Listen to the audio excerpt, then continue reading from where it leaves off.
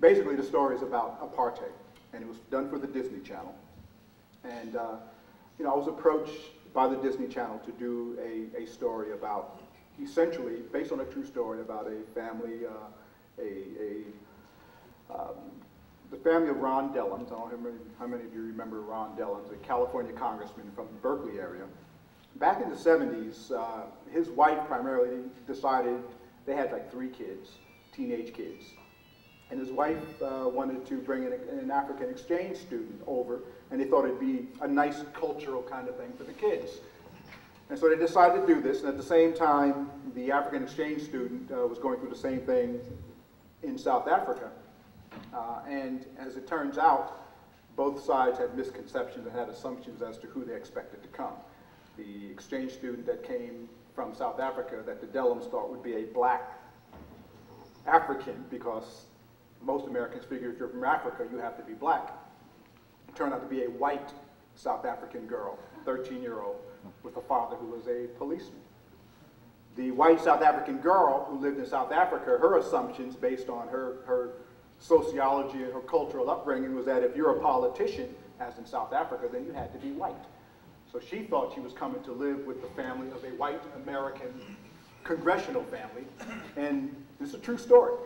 And neither knew what to expect until they actually got to the airport. She got off the plane in Washington, and they saw her, and she saw them.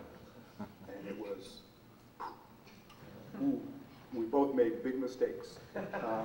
But to their credit, they decided to stick it out. So that's essentially the germ of the story. And in doing the research, which took me to South Africa to talk to some people, but primarily to learn more about her and her family and the environment within which she grew, I found some similarities. The story takes place in the 70s, and I thought that this would be a good opportunity to kind of like goose a bit the expectations of the Disney Channel. Now, I figured I'd never done children's television before, so when Disney came to me, they said, we want you to write this script. I said, well, do you know what kind of work I do? You know, I don't know how to write that. I don't know how to write Disney kid stuff. And they said, well, we know that, and that's why we want you to, you know, we want to give you an edge. Well, the edge that I gave them, and for those of you who haven't seen the movie, since I figured out that the movie took place in the mid-70s, 75, 76, 77, well, also around that time, in what could otherwise be a very frivolous, you know, we all learned something, you know, in this cultural milieu thing, was that Stephen Biko, the Stephen Biko situation. Stephen Biko was a South African activist who was brutally murdered by the South African police. And I said, oh, all right, well, here's what I'll do.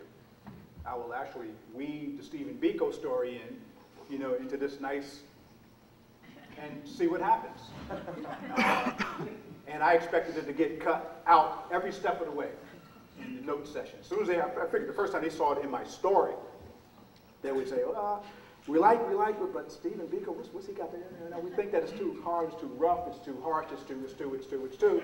And naturally, my answer was already in practice, it was rehearsed, and they said, well, what'd you hire me for? You knew I was gonna push, but they left it in. So we came to first draft, Stephen Biko was still in, fleshed out even more, a little harsher. They left it in. I say they, I'm really referring to some of the execs there that I dealt with, to their credit, because they fought the fight, you know, up with the, you know, sort of the older mouse ears. So I didn't really have to deal with that level. I just had to, you know, to push the story at the good execs that I was dealing with, and then they had to go up into the, you know, to the castle and wage war. And it stayed in, and that element probably is one of the single most elements in the story that really gives it its hook, that gives it a sense of reality, that interwoven in the story between two 13-year-old girls who culturally decide that we're not so different after all, you know, it's a small world after all, is the Stephen Biko story, where there are lessons to be learned. And I think, and that's what I was hoping to do. That's what I prayed would happen, because in my mind, and the reason I ultimately took the job was the audience, the core audience of the Disney Channel, 12, 13, 14-year-old kids. You know, what can you teach them? You know, what should they learn? You know, what should a 13-year-old learn in Milwaukee, or Newark, or Atlanta, or LA? You know, what are some of the lessons that they can learn?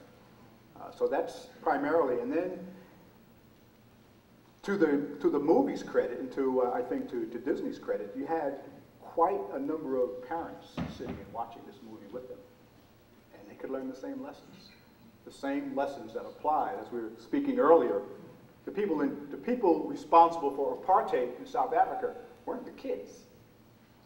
You know, the people responsible for bigotry and racism in America aren't the kids, it's the adults. So even though you're dealing with a quote-unquote children's channel,